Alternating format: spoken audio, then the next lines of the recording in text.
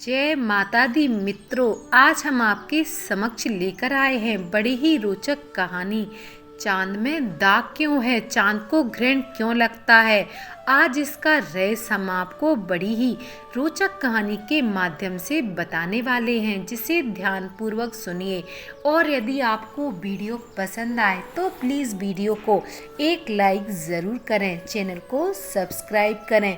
Comment box में जय माता लक्ष्मी या आप अपना मत भी लिख सकते हैं। आपके इष्ट देव की कृपा आप पर हमेशा बनी रहे। अहिल्या ब्रह्मा जी की मानस पुत्री थी। सृष्टि के निर्माता ब्रह्मा जी ने एक स्त्री का निर्माण किया जिन्हें वे अहिल्या के नाम से पुकारते थे। अहिल्या अत्यंत रूपवान और गुणवान थी तथा उन्हें यह वरदान भी प्राप्त हुआ था कि उनका यौवन सदा बना रहेगा। उनकी सुंदरता के सामने स्वर्गलोक की अप्सराएं भी फीकी पड़ जाती थीं, अर्थात अप्सराएं भी उनके आगे नहीं टिक पाती थीं।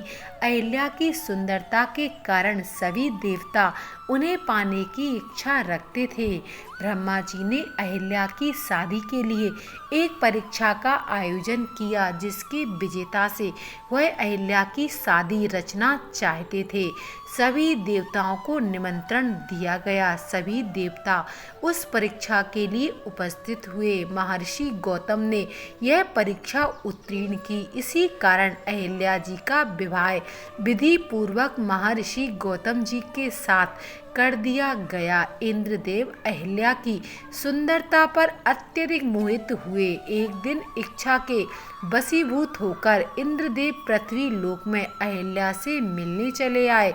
महर्षि गौतम के रहते इंद्रदेव कोई दुस्साहस ना कर सके। इंद्रदेव ने अहिल्या से मिलने के लिए एक योजना बनाई। उन्होंने अपनी योजना में चंद्र देवता को भी शामिल कर लिया। इंद्रदेव और चंद्रदेव ने योजना बनाई कि जब गौतम ऋषि प्रातःकाल गंगा स्नान के लिए जाएंगे तो उस समय का लाभ उठाकर वह अहिल्या को प्राप्त कर लेंगे। योजना के अनुसार चंद्रदेव ने अर्धरात्रि को मुर्गे की बाग दी।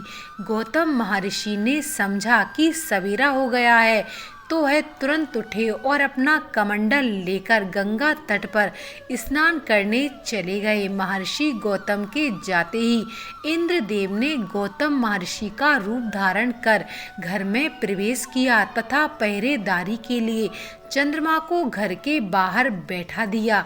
गौतम ऋषि जब गंगा तट पर पहुँचे तो उन्हें अलग ही आभास हुआ तथा उनके मन में संदेह भी उत्पन्न हुआ। तब गंगा मैया ने प्रकट होकर महर्षि को बतलाया कि यह सब इंद्रदेव का बुना हुआ जाल है।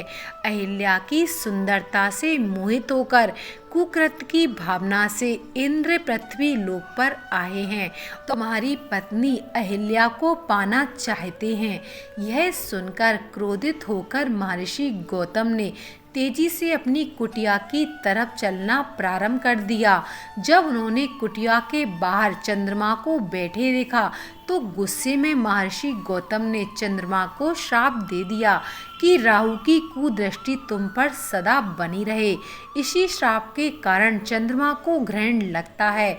गुस्से से लाल पीले महर्षि गौतम ने अपने कमंडल में से जल निकाला और चंद्रमा पर प्रहार किया।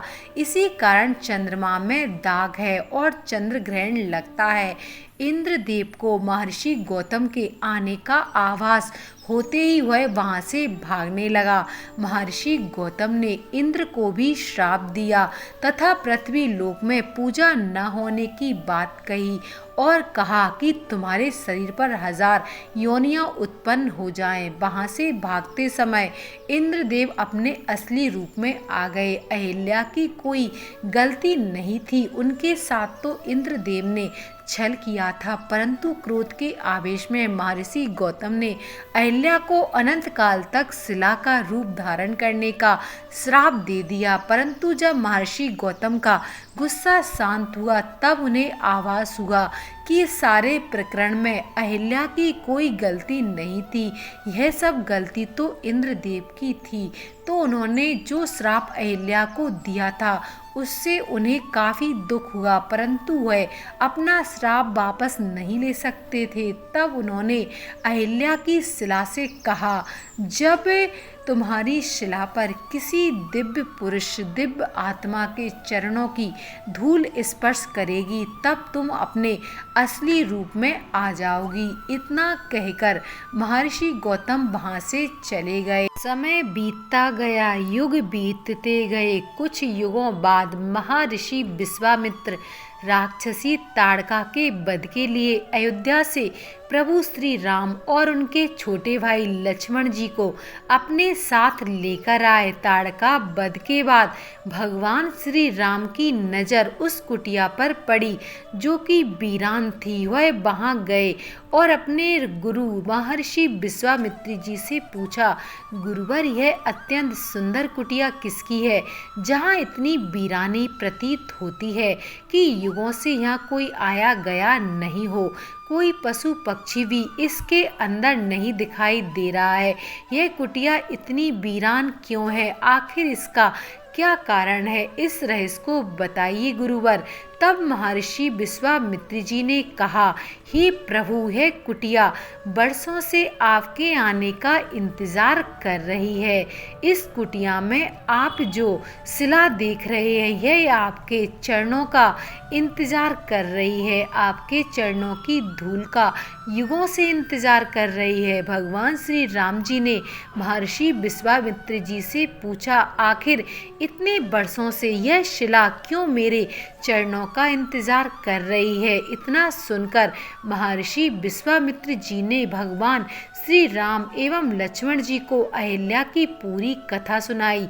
पूरी कथा सुनने के बाद भगवान श्री राम ने अपने चरणों से उस शिला का स्पर्श किया। चरणों के स्पर्श से शिला अहिल्या के रूप में परिवर्तित हो गई और हाथ जोड़कर भगवान श्री राम को प्रणाम करने लगी। उस अवसर पर भगवान श्री राम ने अहिल्या से कहा कि सारे प्रकरण में आपका कोई दोष नहीं है। अब गौतम महर्षि भी क्रोधित नहीं है। अहिल्या के वास्तविक रूप में आते ही वीरान कुटिया में फिर से बाहर आ गई। पक्षी चहचहाने लगे।